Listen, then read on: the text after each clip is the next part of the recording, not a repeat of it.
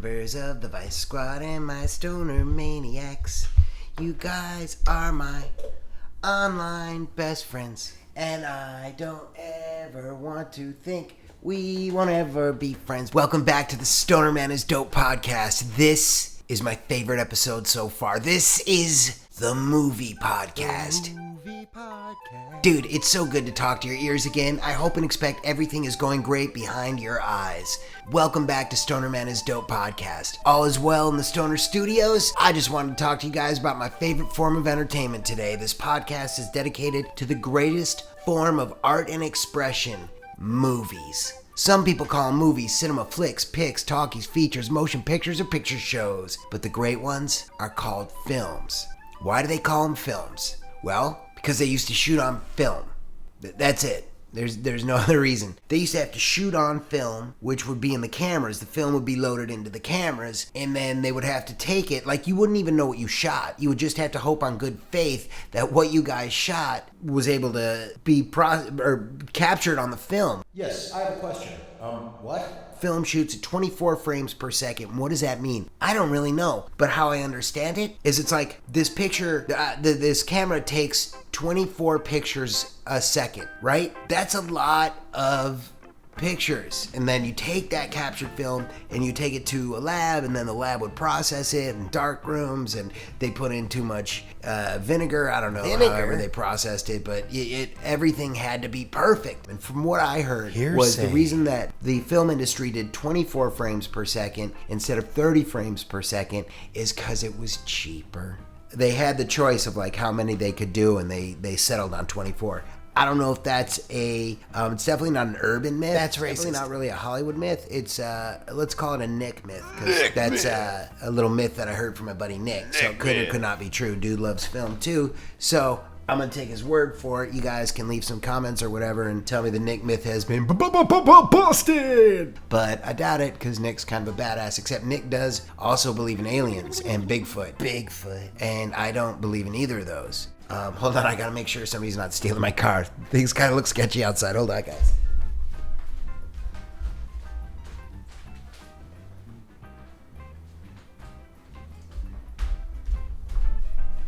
No, car's fine, dudes. It's okay. Everybody was cool. It was, see, you heard that? Nope. This guy was like walking around looking all sketchy, and I heard the beeps, the honk honk. And when I heard the honk honk, I was like, uh-oh, somebody's messing with my car, because it sounded like my alarm. But no, he was just getting stuff out of his van, and he's working on somebody else's house. It's a plumber. He's a plumber. Who cares? You guys do, because you guys are my best friends in the whole history of the world online. And that's awesome for me. For a while, I didn't have like a lot of great best friends online. I had some friends online, but not great best friends online. But now we got each other, so consider me your best friend online too. Okay. Dudes, you got my email address, puffy@stonerman.com, puffy@stonerman.com. Go to stonerman.com if you want the best smoking accessories. I'm not gonna do too much singing, even though I like to. So, back to Nick Myths. So, Nick, he's been looking at these little developmental towns that he's seen in, I just forgot the word online. Online, it's called Conspiracyville, USA, and it's brought to you by Frank Franklin Realty. Frank Franklin, of course, is one of our bigger sponsors on the show. He sponsors a lot of the content. And Frank Franklin Realty has bought and purchased land all over the United States, and each state developed Conspiracyvilles. Are you looking to get away from other people's reality? Sick of the television telling you things that obviously don't add up? Has your independent internet research uncovered alarming things that your friends and family just don't seem to understand? Fear not, my collective unconscious. You now have a place to live freely. Frank Franklin Realty has developed small Conspiracyvilles in all 50 states. What is Conspiracyville? Let's hear from our residents. I moved in here because I was sick of all the media coverage where I used to live. There was crime, violence, crack babies. Ever since I moved in here, all the people in the community think the exact same way I do. Except for the Spragues down the street. I think they're spies. A like-minded community. Due to the overwhelming information we take from your phone, social media, and emails, our algorithm determines exactly what Conspiracyville you're perfect for. Take Scott from Lisle, Illinois. So my third wife and I finally took the plunge and headed west to Conspiracyville, Oregon.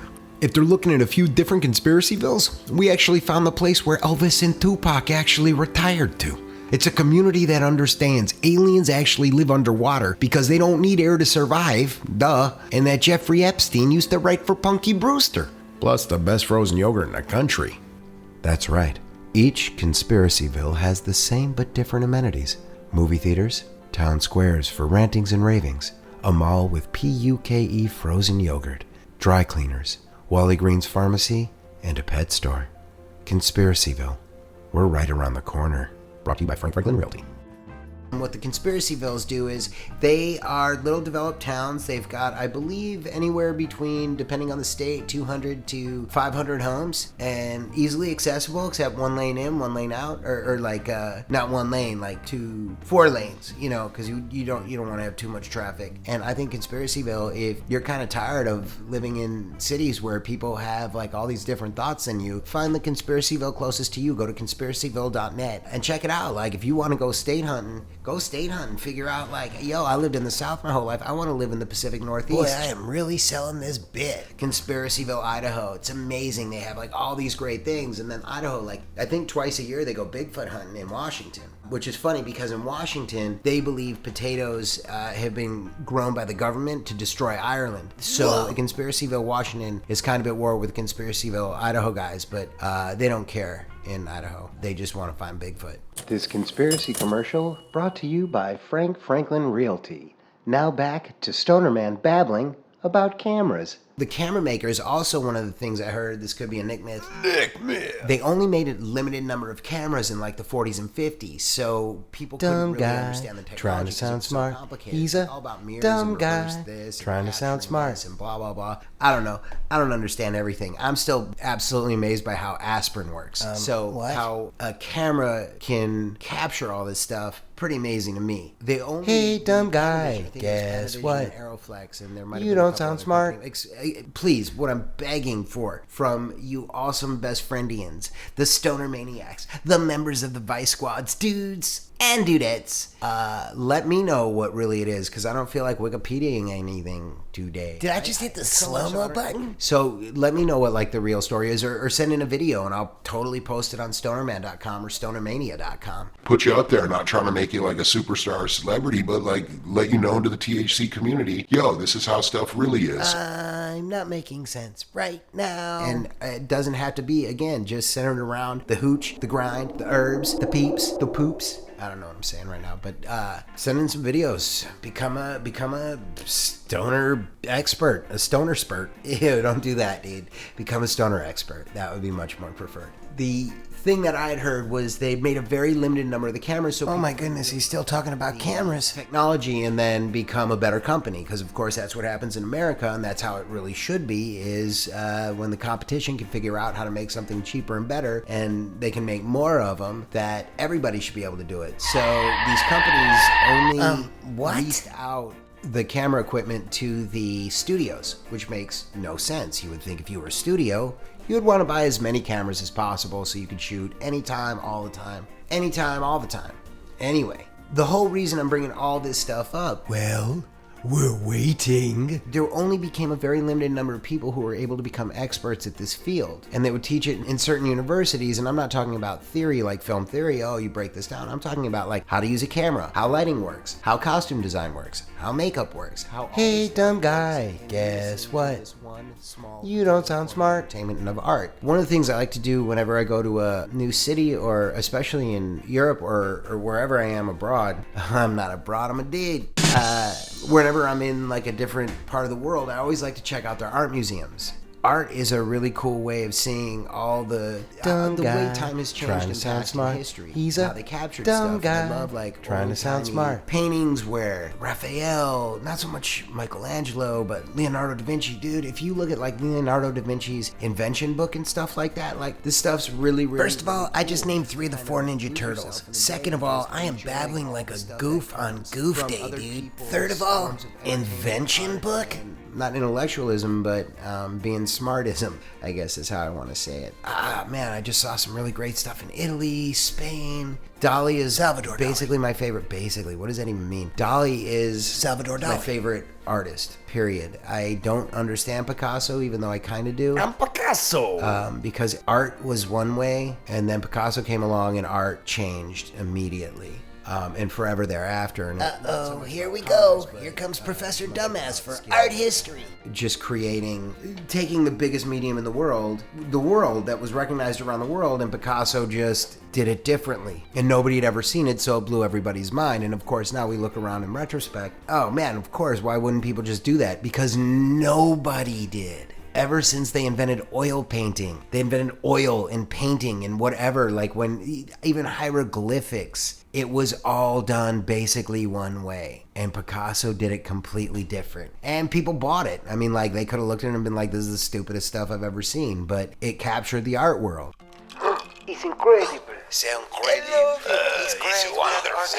Incredible. We are the art world. We say this is the most amazing thing we have ever seen. We look at what Picasso does. He does it maybe so crazy, great different. He making the nose on one side of the face, two eyes on the other side of the face. We haven't never seen anything like this. Everybody does a portrait. Not of this guy. He even put the mouth under the forehead. No. Sometimes the foot they go in the mouth, but it only go in the mouth and not under the face. Come on, this is Picasso. He's somebody special. Everybody else. Back to the podcast. Well, there's still a reason we talk about Picasso. But to me, Dali, Salvador I just never Dali. seen anything like that. Like, that's like your imagination gone wild and being able to articulate and present all this wild, crazy stuff in your mind to people and be able to capture other people's thoughts and feelings of not necessarily the same thing, but being able to recognize all that insanity in themselves. What am I and talking for me, about? Dali, because if you look at Dali was actually sort of a student of Picasso, and Picasso was a prodigy. So Picasso was like basically banging out like portraits by the time he was 11, 12. And the art world was like, yo, this dude is off the chain. Look at this. This kid is doing this stuff. It was like Beethoven doing like symphonies and stuff at 5 or 6. Like, wow. So nobody was seeing what he was able to do. So Picasso was this legend before he was even 20. He was like basically the LeBron James of art. And I just got lost that reference because it really didn't make that much sense. LeBron James is no Picasso. If anything, LeBron James is more of a Lichtenstein, who I love. I absolutely love Lichtenstein, but he's not so much Picasso. Okay. That was just the worst reference. That reference was so bad, it completely took me off track of what I was talking about. Shocker. So, Dali is Salvador Dali. the coolest of the cool because he was also the personality as much as he was the artist. I really appreciate him almost the most in terms of historical, artistic, blah, blah, blah. On a scale of 1 to nobody cares, I think I know which one this falls under. These paintings are 500 years old. So the paint is held up for 500 years. That's insane.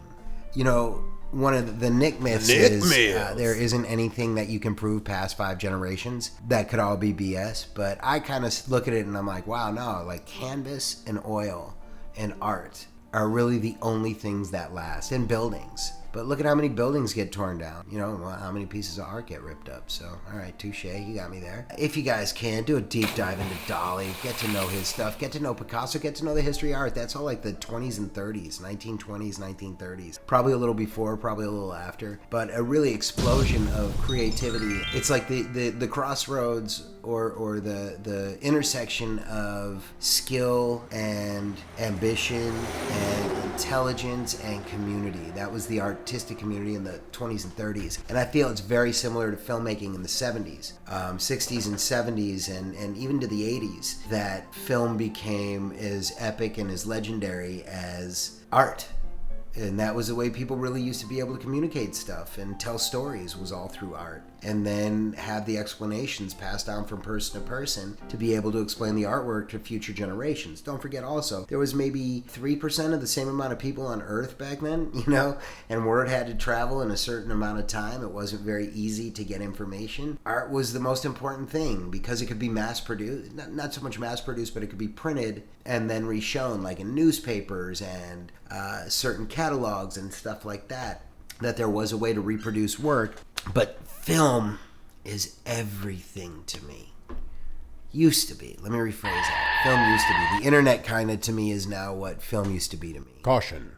The next few minutes make no What sense. computers have been able to do, what people are able to do on them, and it's like, you know, that classic thing too of like how many hackers and people are out there just doing bad stuff because they can, and how many people are just sort of getting lost on it when there really is a wonderful way that the internet can be utilized for everybody to be able to do good stuff as well. But I don't know if that it's was a lot more question, fun to a do statement, bad or stuff. what. I had a really good friend of mine. She's still a good friend of mine. I didn't have her. Easy, and now she's Romeo. gone. Let me rephrase that whole phrasing. So my friend used to babysit, and she used to babysit these two kids, and they had a very tough childhood. Mom was an exotic dancer, and use exotic very loosely because I don't know what country they dance like that in, but I'd like to move there. So she was also she had messed up problems, but she paid my friend really well in cash, so everything was great. And the kids were really sweet, lovable kids, but the older one, they were pretty close in age. They were like 6 and 4. The older one just kept getting into trouble. Everything he did just was like a left-hand turn to right-hand lane. One day he got into trouble for the umpteenth time, and he looked up at my friend, and she was like, why? And she was so exasperated because it was a really big mess up, really screwed up his brother's ear. And he's fine now, I think. I don't know. Who knows what happened to them? But I'm hoping for the best. So she just looked at him, and she was like, why do you do this? And he looked up at her, and he said, I wanna be good. I swear. That kid, in 6 words, summed up my entire life. Wanting to be and do good things and wanting to be a good person, but the struggle to not be is so much less of a fight that it's so much easier to put up with. Like, okay, I'll just do this dumb stuff even though I know it's wrong. And that little kid, bless his heart, I hope he's not in jail. But chances are. Anyway, I'm just so excited to be back behind the microphone and talking to you guys. I hope all is good. So this podcast is very meaningful to me because, again, I'm sharing with you now my list. My favorite, I have a list of 10. Stonerman's top 10. Stonerman's top 10. It's not my top 10 movies, but it's my top 10 discussions about movies. What? And I just want you guys to... just kind of got lost for words. Yeah, What's you important to did. me about this podcast is that you guys have now a full list of movies and films and picture shows to go through and absorb and understand and experience. And it really does suck that the theater experience is gone because it feels like we're at the precipice of the complete future generation, but there's still this entire 4 generations that are still not operating yet in the future. They're still very much tied to the traditions of the old school and traditions what? to the way they grew up and their parents grew up and their grandparents grew up. So you got 4 or 5 generations that are still very tied to wanting to be a part of what they know. What do they know? I don't know. All the things that basically are now antiquated and nostalgic. What are those? And unfortunately now film is, because they figured out how to make cameras. That was the whole deal, and that's what these camera people knew. Back to the cameras with this guy. Was once other people figure out how to make cameras, we're not going to be in business like we were. That's just a garbage way to do business, but who am I? I'm not anybody with my stupid ideas and thoughts. But the more people understood how to use it, the more they were able to perfect it. And by the time the 60s, 70s, and 80s came around, storytelling, filmmaking had become perfected. And it became less of a cultural, popular culture thing. Caution, bad analogy ahead. Look at the movie stars. Why, that's Jane Mansfield. Jane Mansfield and her belong sink. Shit, blah, blah, blah. It was... I got nothing. Jeez Louise, the brain went friggin' south on that one, dudes. Apologized. I apologized. I hope you accept it. But even if you didn't, I'm still gonna go on. So it was about glamour and making, just kind of like what it's become now, or what it's devolved into is just taking your money. Now they don't even care. It's just about $20 tickets, $8 popcorn, $6 drinks. Like that's the disgusting part, is they're not there to help you, they're there to hurt you. And when you're going to see a movie, dang, how great would it be to just plunk $8 down and get popcorn, Here and you drinks, go. and candy. Thanks. Like, it's $50. $50 to go see these movies in the last 10 years that they've been putting out, even essentially from Marvel. And don't get me started on Marvel. Nick Myths. Let me tell you a little bit about Conspiracyville, Kansas. They have a whole thing that Marvel is actually a communist plot by Disney to affect storytelling. And if you look at a lot of their pictures, a lot of their movies, what am I from? 1943. If you look at a lot of their movies, I can see what they're saying there in Conspiracyville, Kansas. I think I said Kansas, right? And they're really hardcore anti-Marvel, anti-DC. They're Little Lulu.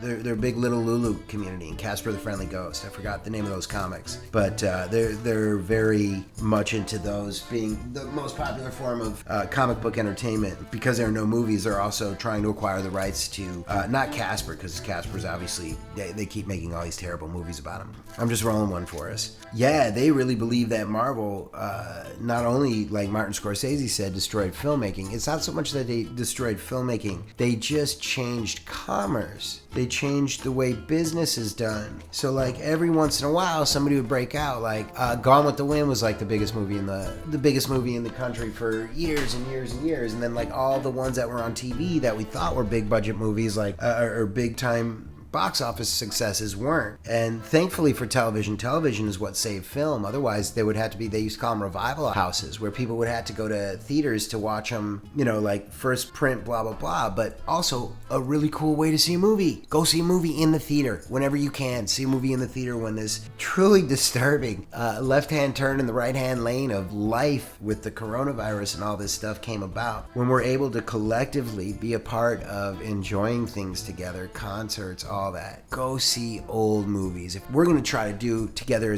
with our THC community, let's start to just put our money together and buy old movie theaters and just run great movies. Put our money together on what? Dummy a Go-Go? Tarantino's doing it at the Old Beverly or I don't know where it is in LA. I haven't seen it. I haven't seen a movie there. And I love Tarantino. He's like one of my favorites. Oh my goodness. He's the last. Quentin Tarantino he's the last great independent American filmmaker. Before that, you had guys like Scorsese and Woody Allen. I don't care what anybody says about Woody Allen.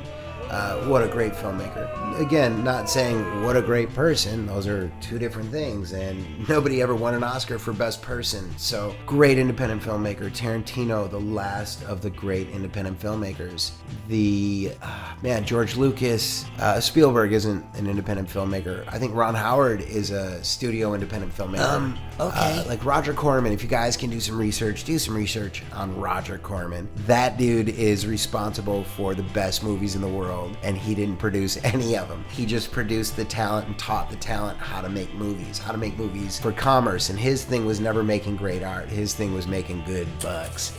Not just Roger Corman, the other guy too. Oh my gosh, I feel so bad. I was thinking of Roger Corman. I'm gonna get it. He talked like this. He was a very interesting guy. Roger Corman. I think was it Corman? Who's the other guy? Oh man, that is just embarrassing. I'll do better research, I guess, next time. I was thinking of Roger Corman the whole time. I might be thinking of Russ Myers. He just made booby movies. And I grew up in the 70s and 80s where booby movies and like booby movies, immature storytelling. And I think like if you want a reason why Generation X is so immature is look at what we had to emulate. It was confirmed. Terrible. Where I was growing up, every movie was about a dude trying to lose his virginity, trying to trick girls into it, fake boobies, dumb blondes. Like, I don't feel like I'm complaining, maybe I am, but a really horrible representation of what life is about and a really unrealistic foray into presenting young kids with this is what life should be about. And it was always about girls and trying to get laid. Guess what I've been trying to do for the last 30 years? It sucks. You have all the opportunity in the world with these podcasts. That's easy for me to say as Stonerman. Again and always, I don't want anybody smoking if you're under 18. I don't want you puffing weed or ingesting edibles or doing dabs. Warning, this lecture is about to go on and on, but it is meant in the best intentions. If you're under 18, don't mess around until you are 18. Then do whatever you want. If you're under 18, and I don't care how lame you think I am for it. I'm trying to do it because I think it's best for you. But what I think you should do if you are underage is get educated. You grow up, every commercial is a beer commercial if you watch sports. And I brain fart. Totally forgot what I was talking about, which is totally cool. But it all comes back down to you have the opportunity to do good, and we don't. This is sort of, I guess, the overarching theme of the podcast right now that I'm sort of getting. We're here for a limited number of years. We don't know how many. What do you do with that time? It's easier, again, to fall into bad traps. It's easier to do dumb stuff than it is not to.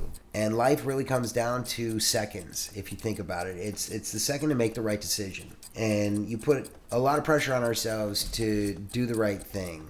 And we put too much pressure and emphasis on ourselves when we make mistakes. And I know this sounds stupid on a movie podcast. Kinda. To be spouting out like this, but if you do screw up, good, it's a lesson. If you lost money on something, good, we call that the stupid tax. You just paid money to learn that lesson. So learn that lesson and use that money for that so it's not a total waste. With movies and with literature, there's two forms. One is meaningful and one is entertainment. One is to pass time and one is to impart deep meaning. The problem is they're both in the form of commerce. So if you're making a movie, or you're making a book, or you're making literature, whatever the case may be, if you're doing something and you want to have a good living, depending on how rich the person wants to be, it seems to me the richest people are the ones who hit the broadest audience. So if you're hitting a broad audience, it means you're just tackling a few things that mean a little bit to a lot of people. And when you really do deep, meaningful things, make especially films, it means you probably really significantly hit on something that collectively we're all thinking about. Because going to the movie theater is a collective experience. It's really the only collective experience where you don't really know what you're going to experience. What? So if you go to a comedy, you know you're going to go see a comedy, but you didn't realize you were going to laugh so hard with these people. You go to see a drama, you didn't realize you were going to be sobbing with this old woman next to you and then this young kid behind you. Like, it's amazing to have that. We all are experiencing the same thing, but different at the same time. Oh, okay. And you do it in an hour and a half, 2 hours. To be able to encapsulate that, or to be able to get people to walk out of the theater the way everybody walked out of the theater after Forrest Gump. Life is like a box of chocolates. Oh, good Lord, man. That is a blessing, and that is what everybody should aim to. Almost every filmmaker, almost every actor especially, is always afraid that somebody's going to pull the curtain and we're going to realize how bad this person stinks. And this, I think, goes back to one of the other things I said on my other podcast about, like, if you're going to be your biggest critic, you have to be your biggest fan. That is a good point, dude. I was just thinking about how much... I was actually just thinking about The Wizard of Oz. I love that movie. Dorothy. This is Stonerman preaching. I will get off my soapbox right after this. Finally. If you can, and you can, do good. That's it. You won't always, but more than not, and if you screw up, make amends and do better. We all want to, and it's really hard if you don't have a large support group to remind you how awesome you are and that you can make the right things, because there is no reward for doing the right things. It sucks. I used to always be like, even just a little award. Like a little thing, so you can put it on your mantle, like, oh, helped a lady get something off the top shelf at the grocery store today. You know, like somebody's gonna run out like, Thank you so much. You were the nicest guy in the store today. A lot of people just walked by and saw this sweet old lady struggling mightily to get these pretzels. Bag of Doritos on us. This brought to you by the people who think people who do good are good. So that would be awesome, but that does not exist in this world. Unless, like it gets on the news because they had to put something nice in a 30-minute telecast. Here comes Mr. Sanic. For the most part, we don't get credit for our good, and we don't give ourselves credit for good. We think of the one dumb thing we did in 8 years. Why'd I do that? But we don't think of the 5,000 great things we did in those years. Wow, I did that. That's why movies are awesome. What? Film has become like broadcast television, books, newspapers, AM and FM radios, and I guess essentially kindness. Society doesn't really have a need for them anymore, but they can still use it. They just don't need it. The only thing parents really need nowadays is an $800 iPad, because YouTube is the best babysitter on earth. Preach! When I was a kid, great cartoon movies came out maybe every 6 years. Now, 5-year-olds are watching videos of 8-year-old millionaires talking about Fortnite. That's my buddy Wally. My other buddy, Big Nick, is out of town. I'm not going to tell you where he is because I'm not allowed to legally. He had me sign a contract. But we're taking care of the big guy. Hey, no Wally. Wally, I love you. Wally, I love you. Wally, I love you. Wally. Wally? I love you. I love Wally.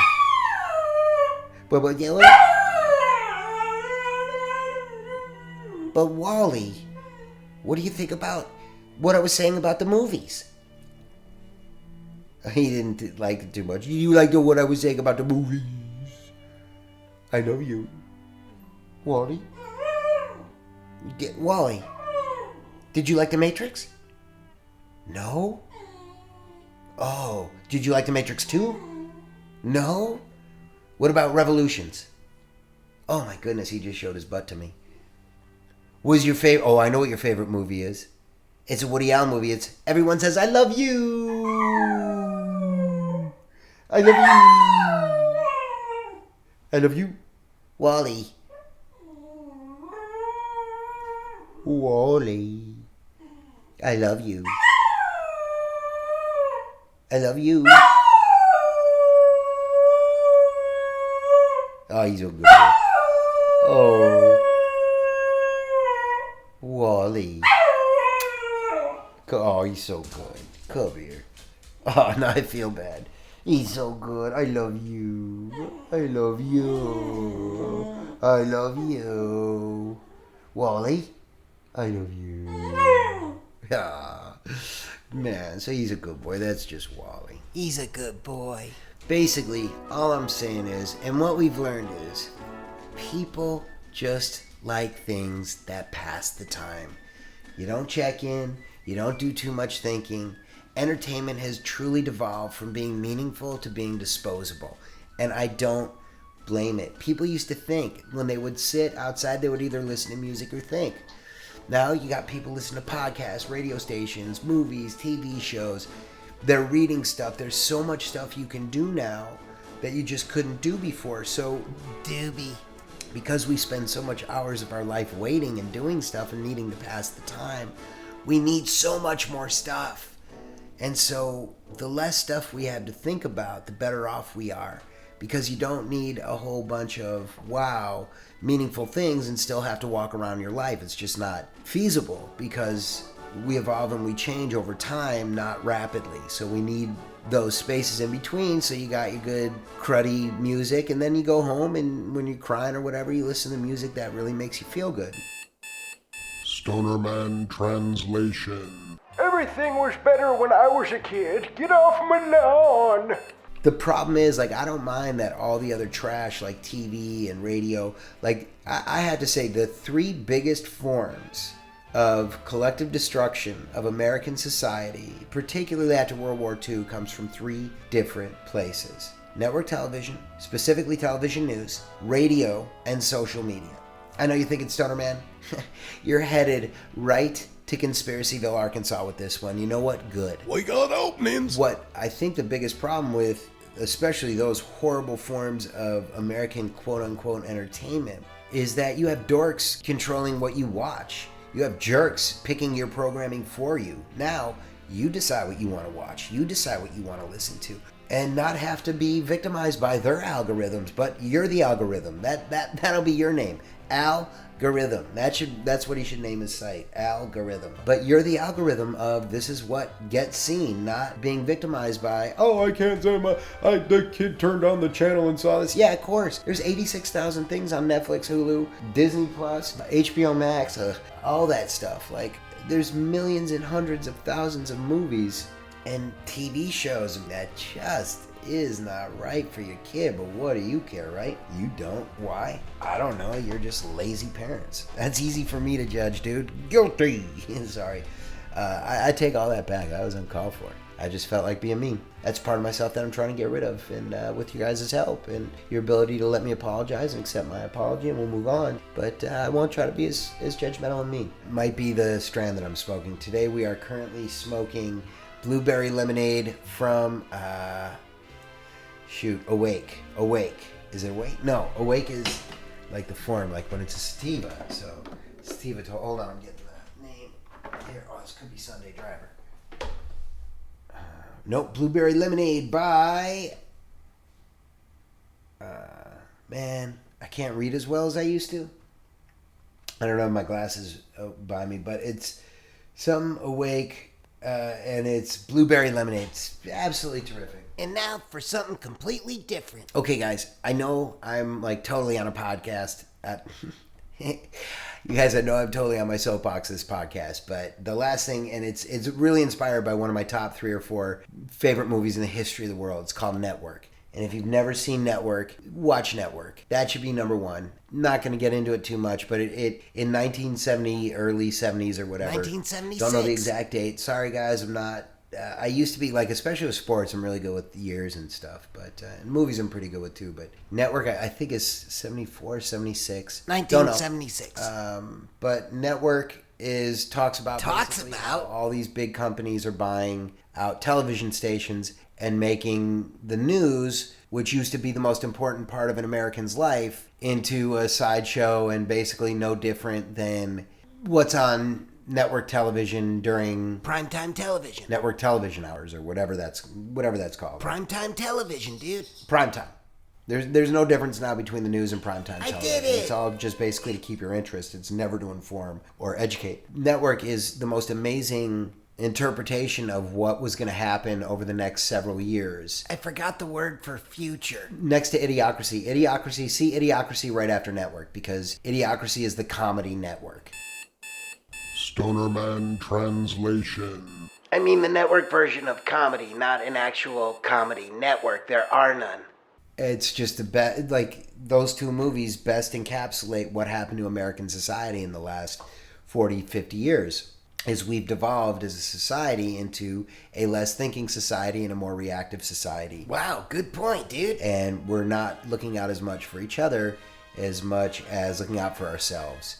And I think there should be a fair balance of being able to be community organized, if you can say that, and also being self-prepared and self-reliant. In my secret identity, I worked as a television editor for Fox News in the sports department. They just want to control your thoughts from the house to the car and all through your day. This is it. This is the worst part. Now remember, this is a big part of the literature at the Conspiracyville, Montana development.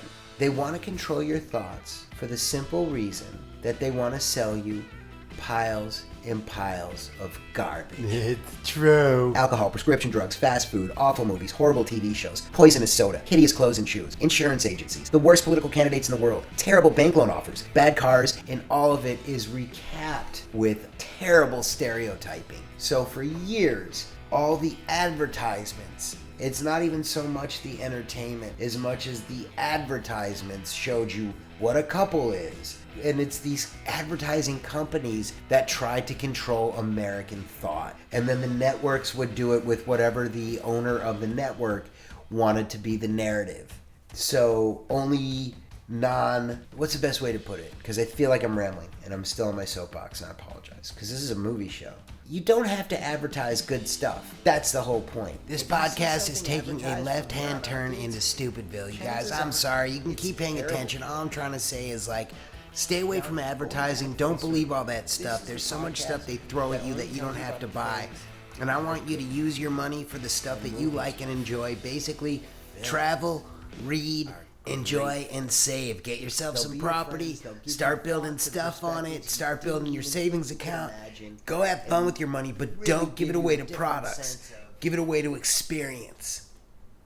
I wish I could have said that in those sentences for the last half hour. So I don't know how long I'm going to keep babbling on, but I'm going to try to cut it off. I'm sorry it's so conspiracy-filled out today. I just filled out the forms to all the stuff to have them be the main sponsor, and I felt more of a responsibility to talk about it, and I'll try to stay away in future podcasts from crazy Conspiracyville literature. There's over 2,000 But, you know, Look, dudes, they do make some good points. there's over 2 million podcasts. They make over 2,000 movies a year, over 500 TV shows a year. So for things to be meaningful and impactful onto people, it's few and far between. It just doesn't happen like it used to. It's just there's so many things to fill your attention span. And honestly, before the year 2000, it was actually really hard to find entertainment. And the majority of the people who made those entertainments were probably the worst people in the history of the world. So it's really hard to bridge that gap between great artists and the worst people on the history of the world, because as bad as Harvey Weinstein was as a person, that dude was great for movies. Like, he made great movies and allowed filmmakers to be great filmmakers, all under the auspices of being the worst person on earth. I guess that's the trade-off. I mean, obviously not, but ugh. And to me, film has been the most meaningful form of artistic expression. People derive life lessons and emotional catharsis over the years from art, music, books, plays, video games. Aside from stand-up comedy, for me, films have positively opened up my worldview, given me way different perspectives and opportunities, and are the absolute best way to spend about 2 hours. They used to be special, crafted, artisan. From the 1960s on, film directors were the movie stars. Why? Because it was insanely expensive and difficult to shoot and develop film. So a limited number of films were made every year. And 9 times out of 10, they were terrible. So when they were great, they touched your heart, they moved your soul, and they helped your mind. And you experienced it with several hundred other people. I mean, come on, you've cried, laughed, and gasped with strangers over the entire course of your life. And all of you have walked out a better person because of it. So for me, here's my list of 10. Stonerman's top 10 list for stuff you should know about movies. Numero 10. Number 10, dudes. Marvel. So, Marvel changed the entire game. And they took properties people had loved for 60, 70 years. Characters that meant different things to different generations of people, but the same thing to all of them. Making no sense. Marvel went from making the best comic books in the world to making the best movies. I loved comic books growing up. Absolutely loved them. I don't know if I told you guys this, but I used to break into my neighbor's house when they weren't home and go read all their comic books because they had a basement filled with them. And I loved it. And I didn't steal any, and I would just go in there and read them, and then thankfully they never caught me. And it was all of them. It was like Archie and Little Lulu and Casper, but there were so many Marvels. And then I would buy all the Marvel comic books and stuff, and love the X-Men. X-Men were my favorite. Love the Fantastic Four. Love Captain America. Love Daredevil, because my dad was an attorney and Daredevil was an attorney, except he was blind. My dad could see.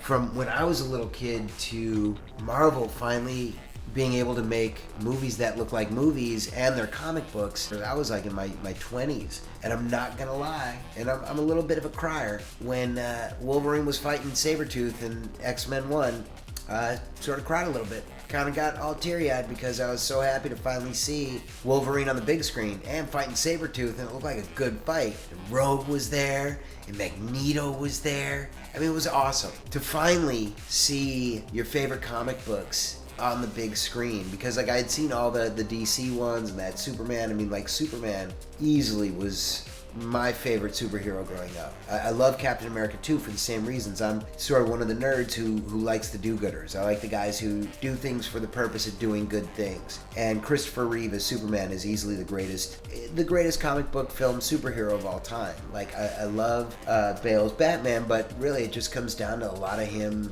being screaming weird, and just like with that sort of super crazy voice, where just, I don't know, Christopher Reeve and Superman, just, good lord, that is as good a character, and an actor being part of that character and all that, and those movies are so good, you know, like everybody does the whole thing about reversing the plane of the earth, but when I was a kid, that made perfect sense to me. You know, then there's like the obvious adult thoughts afterwards that he only did it to save her. Like, it's kind of jacked up, but yo, that's love, you know, that's that 70s love, guys. But Marvel has been able to capture all that childhood love for comic books and cartoons, and seeing them actually played by actors, and played well by actors, is unbelievable. And that's why, like, I think Avengers, for me, it's 1, 3, 4, 2. So I loved Avengers 1, loved it. Like, to me, the biggest thing and the most important thing was the Avengers got right was the Hulk. And that was what they had gotten wrong in the 2 movies. Puny God. Was, those were just 2 bad movies. They were crappy movies, and you couldn't really get into either of them. And neither one of them ended up in the Avengers. And Ruffalo came in, and like a pinch hitter, became a mainstay. He went from Edward Norton's Wally Pipp to Mark Ruffalo's Lou Gehrig, dude. He's a great Hulk, and they got the character right, and they got the use of all of it right. Plus, I believe Captain America and Thor had already been out at that time. Yep. And obviously the first 2 Hulks, which were horrible, both of them. But 1, 3, 4, 2, 3, Infinity War is just I think the best movie Marvel made. It's an incredible movie. It's an encapsulation of the entire series of the 1920 films, like what it all leads to. Because number 4, Avengers 4, I watched it like once. I could care less if I ever see that movie again. And 2 is just okay. Ultron, you know, just sort of like the delineation character of Iron Man, and just like whatever. Ultron, lame. That was just kind of lame. Some lame jokes. A little too cutesy. Did love Cap moving Thor's hammer. But like to get back to Endgame, to get back to 4, like at the end of 3 is the end of Phase 4. Like Thanos won. No matter what, period. Thanos won. Like once he got to the snap, that was it. Like we were the dummies who made Endgame $1 billion movie, and it's bad. It's lame. It's boring. It's like we all saw it because we had to see it, not because we wanted to. It's why it made so much money, is we had already invested all that time, and that's why Marvel really changed the game. Captain America! Big Cap fan. Evans absolutely destroys it with that character. Like, it's how to be a nerd without being a nerd, how to be a nerd without being a jerk, how to be a know-it-all, how to be a do-gooder, and be sincere, but also understand your own fallibilities. Sorry, guys. I also have to say within that, so I loved Captain America 2. I love Captain America 1. 1 and 2, you can't go wrong with. 1 and 2, you can't go wrong. What did I eat, tar? I love 1 and 2. They are equal as enjoyable. I will say the Red Skull, best villain in all the Marvel It sounds like I'm just picking words from the sky. universe. Easily. And gone for one film, absolute tragedy. That dude should have showed up in like every single movie. Hugo Weaving. That is the best villain in the history of Marvel films. That being said, the worst villain in all of them is friggin' Bucky. And Bucky and Cap's relationship is weird. The whole thing is just weird. Bucky and Cap are in a relationship. They're in an 80-year relationship. And Bucky's a bad boy. Cap can't understand that Bucky is a criminal. He's a serial killer, right? Matches all the criteria to me. I guess so is Cap. True. This is what cracked me up. He murdered Iron Man's dad and mom. It's just this weird relationship. I don't get it. Just admit that they were a couple and that Cap was in love with them. Like that whole Peggy Noonan or Norton or whatever her name is, the whole Peggy thing, Peggy Carter, like bogus. He was in love with Bucky. Bucky, was dangerous. He was like the taller, bigger dude. Like remember in the first movie, Bucky lets him get his ass kicked before he helps him. Like, that's your best friend, dude? Like, dude's just beating him up, and Cap's like, I could do this all day. and then, like, Bucky lets the guy beat him up some more, and then Bucky's like, Pick on someone your own size. what? And then Bucky's like, Geez, Steve, I think you like getting punched. this don't sound like no superhero movie. That's the guy you're gonna commit treason for and go to jail for? The guy who let you get your ass kicked until you grabbed the lid of a garbage can as a shield to protect yourself? That's your best friend, bro? No, bro, that's love. Like, just say you're gay and in love with him, dude. I'm fine with it. It's no big deal. Hey, Mr. Liberated. I mean, think about it. He lets him get beat up. He has a 3-way with Cap's date in 41 when he's laughing at his buddy because he can't get into the army. He gets his platoon kidnapped. He falls off a train. He becomes a brainwashed spy, kills Iron Man's parents and hundreds of thousands of other people, destroys towns and villages, and every time Cap sees him, he's like they're both in the Notebook. I keep waiting for him to lift him up in the rain. It drives me totally insane. So that's my biggest beef with that. There's the beef. Then I think you gotta go Iron Man. 1, 3, 2. 3 and 2, you don't need to see him. Iron Man 1 kicked off the whole thing. Nothing better, dudes, in the whole world than hiring Robert Downey Jr., to be Tony Stark. Again, it's not so much Iron Man. Like, once you've got the technology of the movie going down, dude, you don't need to do anything. It's like, really, that's not the part. The part is not being Iron Man. The part is being Tony Stark. And that is what they did right. They did the great casting and getting an improviser and a brilliant guy who had his problems at the time. Yeah, no big deal. Whatever. And so just the total right hire. Iron Man 1, totally worth it. Iron Man 3, meh. Iron Man 2, eh. Except you do get Natasha in there, and I don't mean like a hubba hubba thing. Like, she's a badass character. I haven't seen Black Widow because of just no interest, but she's a great character. She's been probably the most important character throughout the whole series. Like, to me, I'm a huge Romanoff fan, except obviously like to see her own movie. Like, no interest, but she was the perfect actress and the perfect character that was able to go within it, aside from them doing like the weird sub stories with her and Banner. Was like, okay, whatever, like I guess somebody had to, like classic Hollywood thinking, somebody has to bang this hot chick. Might as well be the weirdo, and neither one of them can have kids or whatever, and they both think they're monsters for it. Oh, okay, whatever. But that's an Avengers 2 thing. Iron Man 1, 3, 2. Best way to see it. Guardians 1, oh my gosh. Guardians of the Galaxy, almost up there with Iron Man in terms of changing the game. And almost up there with Matrix. Like, they took a very low... Not that I'm anybody, but I had no idea who the Guardians of the Galaxy were. You're somebody, bro. And I couldn't have eaten up that movie any more than I did. Pratt was off the charts movie star. Off the charts. I mean, like, classic. Might be one of the last movie stars we have. As like all the other guys also fade away. But Pratt destroys it. Zoe Saldana is so far beyond, like, I guess, you know, like Avatar and her career of understanding how to act with all that garbage on her face. Because she gives such an amazing performance. Again, she's another one who literally to the end of the phase 4 or whatever, really carries the story through. And is such an important part acting wise. Guardians 2, don't bother. Thor 3-1-2.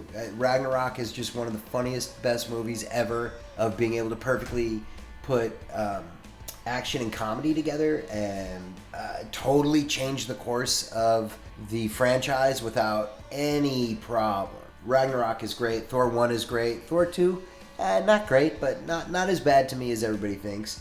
Ant-Man 1 and 2, or Ant-Man and the Wasp, really enjoyable. Paul Rudd's always fun, always funny.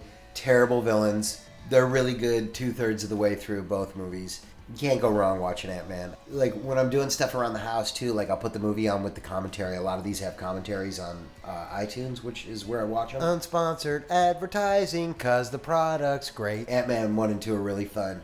Great commentaries as well. Black Panther, fell asleep in the theater. Not gonna lie, probably gonna call me racist for it. That's racist. Whatever, don't feel like I was racist, but I was pretty bored with that movie. That's racist. I thought there was some really cool stuff, but, and what's his name? Michael B. Jordan is absolutely as good as it gets. That was close to being racist. Like, he's right up there with, like, you put him and the Red Skull in the same movie. Like, I can't wait to see, like, Secret Wars. Oh my gosh, if you can put Killmonger with Red Skull, those dudes would be the most badass team of all time.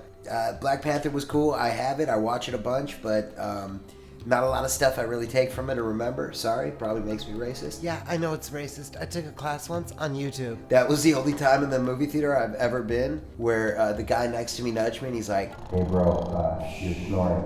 And then I felt really bad. Yeah, I just didn't click with it. Racist! Hulk 1 and 2, no need. Those are just brutally bad movies. If you're curious, they'll be good to watch. They really will if you're curious. But you won't gain anything from watching them, and they're not really part of the MCU. Captain Marvel, that's really it for Marvel for me. I haven't seen Black Widow. Racist! Oh wait, sexist! Oh wait. And my apologies to Scarlett Jo. If I ever see her, I'll just give her $20 because Disney screwed her out of that money. She deserves an extra 20 at least from me because loved her work, and I think Marvel owes her a much bigger debt than they paid her. I'll tell you that much. Sort of feel the same with James Gunn. Guardians, absolutely amazing. I think they well compensated Iron Man. And then obviously like the Spider-Mans. I think you go original trilogy 1, 2, 3, and then 1 is okay. Homecoming's pretty good. That second one, Far From Home, one of the worst contrived. I'll do an entire podcast about how Far From Home is probably one of the worst comic book movies of all time. And then Shang-Chi and the other one, the new Star Wars, the new Spider-Man. I don't really care that much about. I guess I'm too old now, which is cool. So you can also take that into account. I'm a much older man. I think Tom Holland's great, but those movies are horrible. Again, nonsense, terrible, nonsensical villains with terrible, nonsensical villain equipment. Like, whatever, dude. Those movies stink.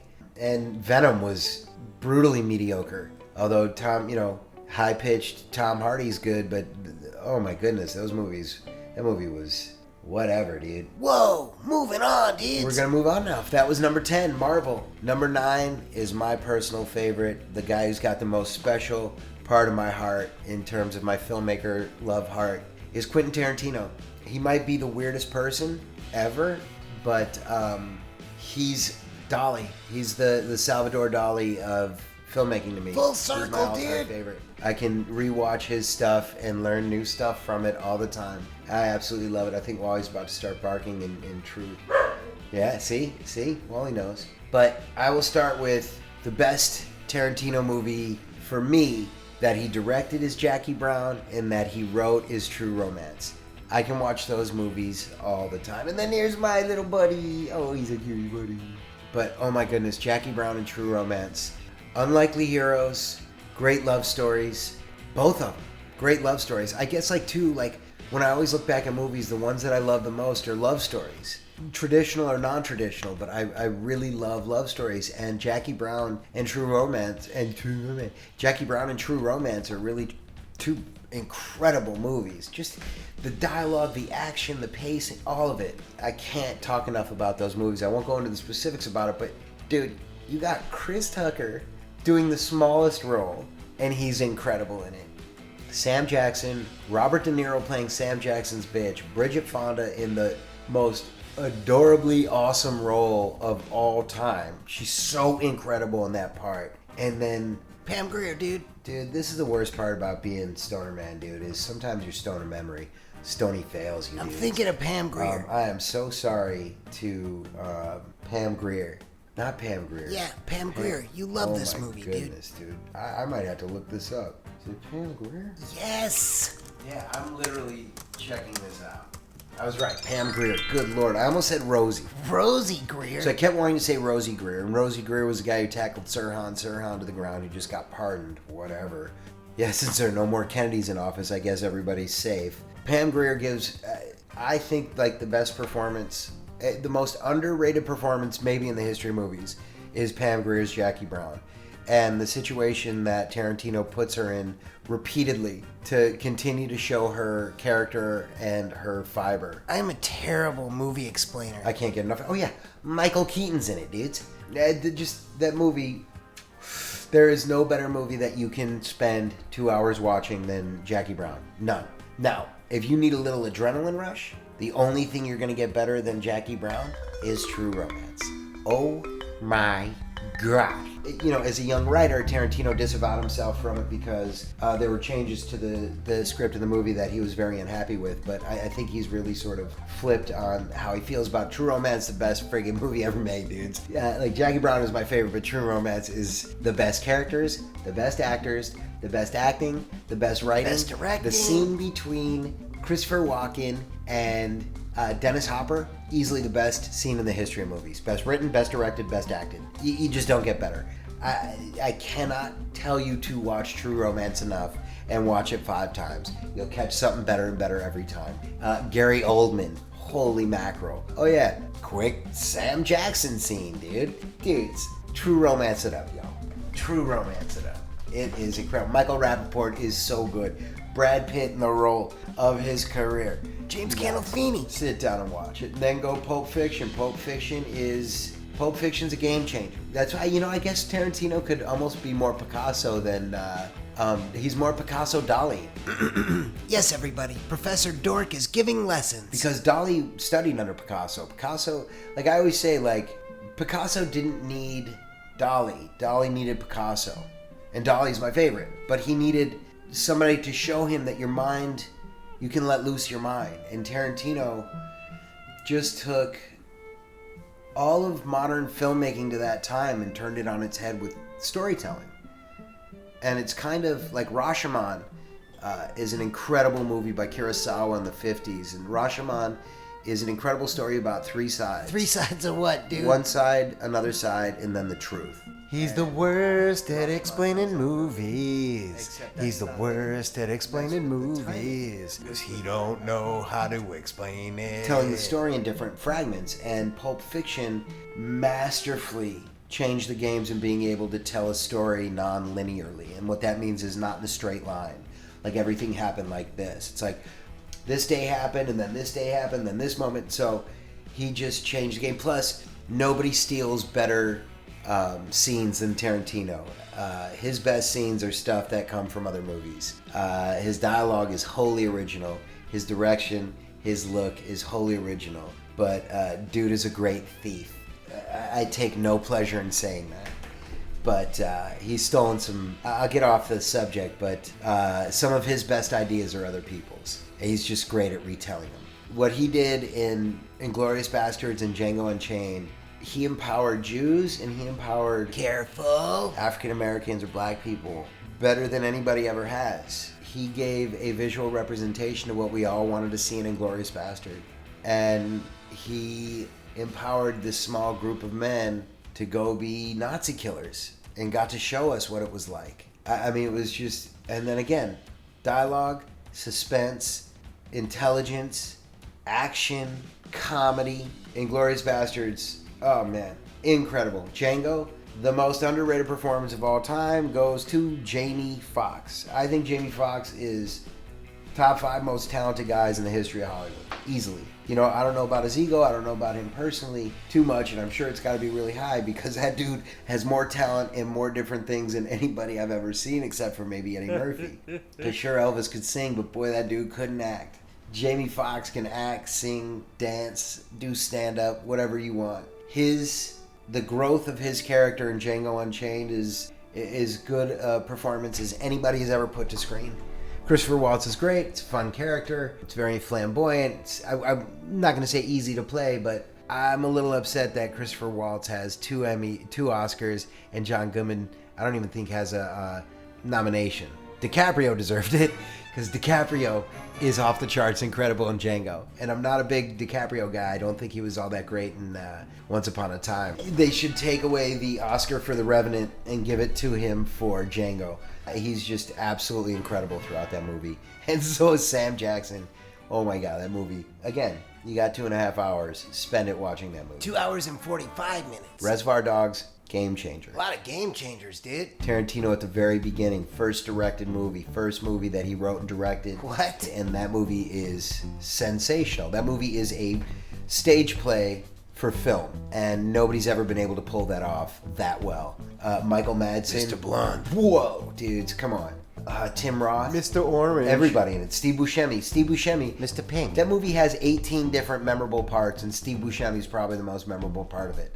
And in probably the least of it. But that movie really introduced us to Buscemi, Madsen, Keitel was great in it. There's so much great, you can't, oh gosh. I'm gonna watch that one again soon. And then again, going back to writing and then hating, Tarantino did Natural Born Killers, wrote it and then disavowed it because Oliver Stone, who makes great movies, is a psycho too. From what I heard, I don't know. I can't all this is hearsay. It's all Nick Myth. Natural Born Killers is so well made and so good. Robert Downey Jr. kills it. Puts on a British accent, no big deal, whatever. But Woody Harrelson and Juliette Lewis.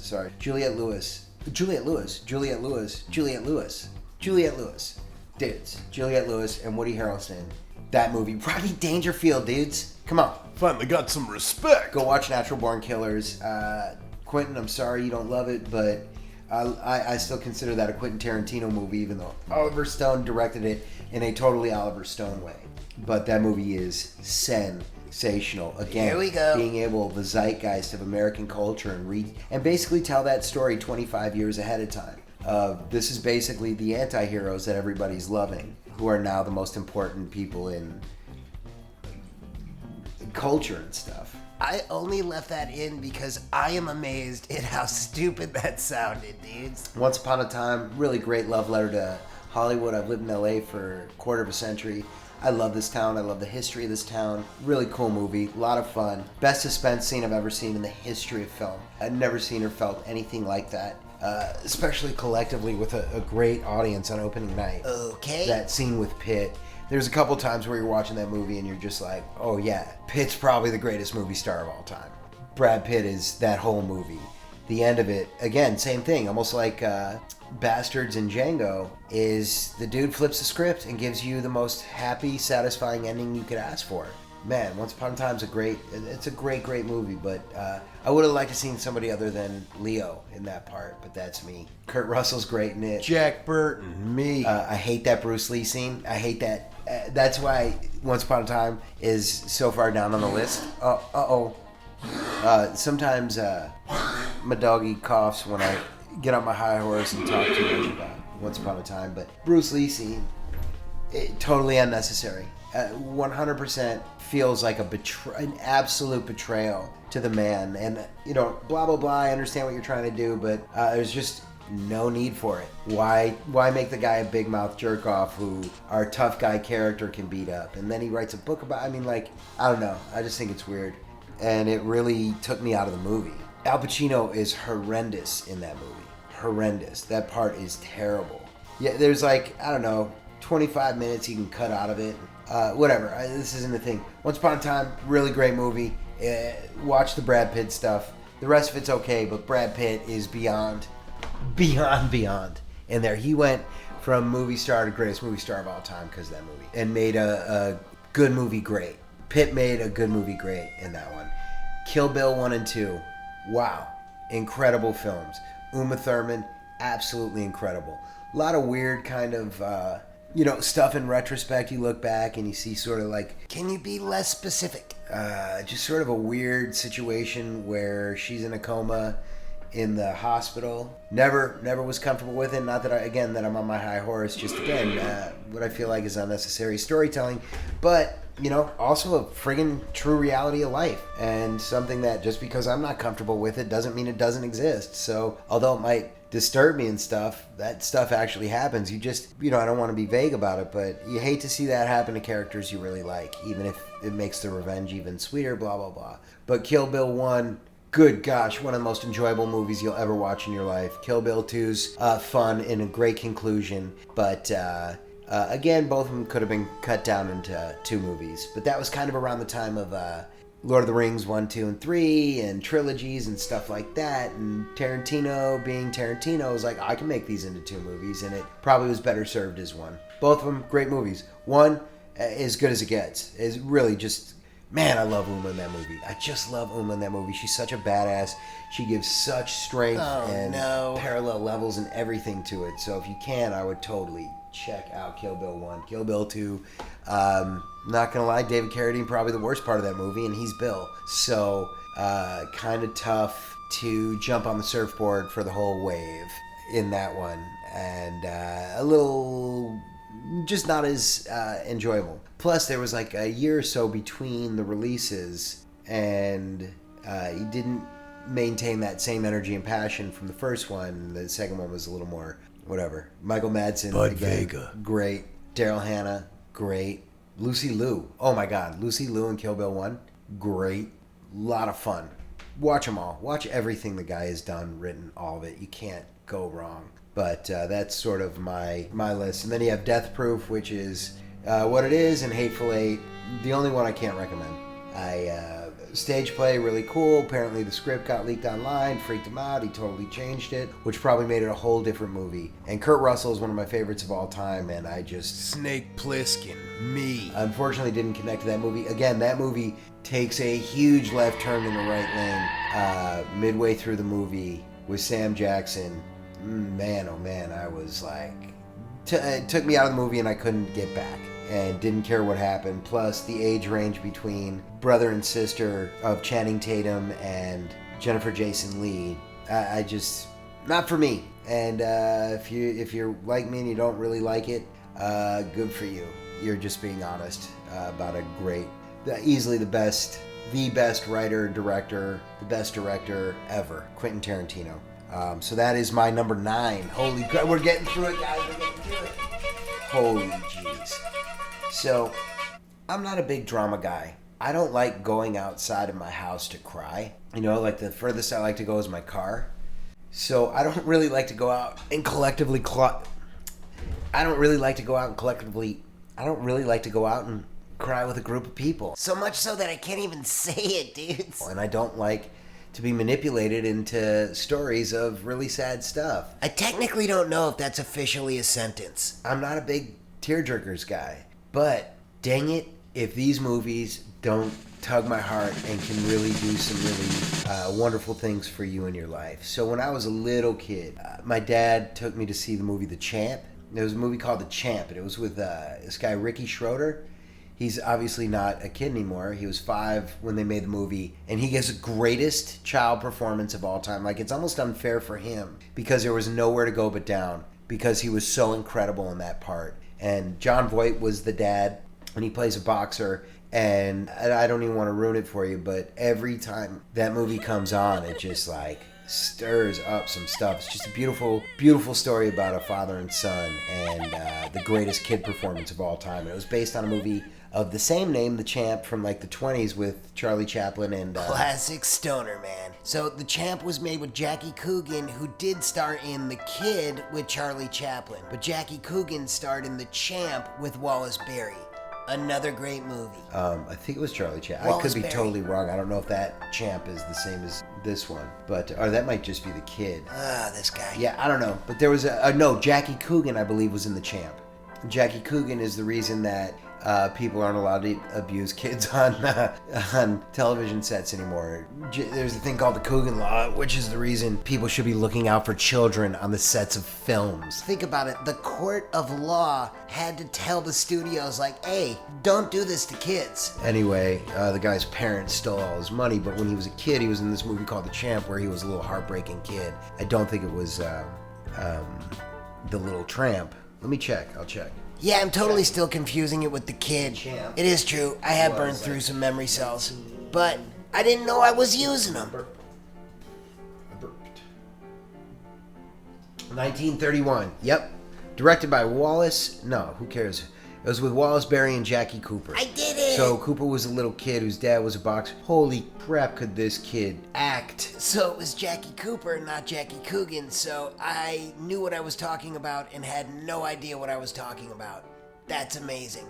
He ended up playing Uncle Fester. That's like the funniest part, was this kid who was probably the greatest child actor until Ricky Schroeder came along. Wrong. Jackie Coogan played Uncle Fester. Also ends up being like one of the greatest weird characters of all time. Damn it if that kid didn't have it all. But if you can, check out, if you want to cry your hearts out and you're a little boy and you can really understand the relationship between a little boy and his daddy, man oh man, that movie will beat you up. The 1979 version, again, that kid, holy jeez, what a job. Then, same thing, you're going to notice a theme with me, Field of Dreams. Oh my goodness. My friend had to carry, I had to put my arm around her shoulder and she had to carry me, out of the theater. Like that one, that's one of the greatest last lines or greatest last scenes in the history of movies. Great build-up, great fantasy. Field of Dreams, a beautiful story. Loved the book, and then I saw the movie, which I almost never do, and the book's very different. The book is good. The movie is great. And if you love baseball, which I do, what a cool movie. Big Fish. Holy jeez, are we sensing a theme here? Ewan McGregor and Albert Finney. Wow. Tim Burton. Danny DeVito. Good Lord, that movie just keeps getting better and better and better.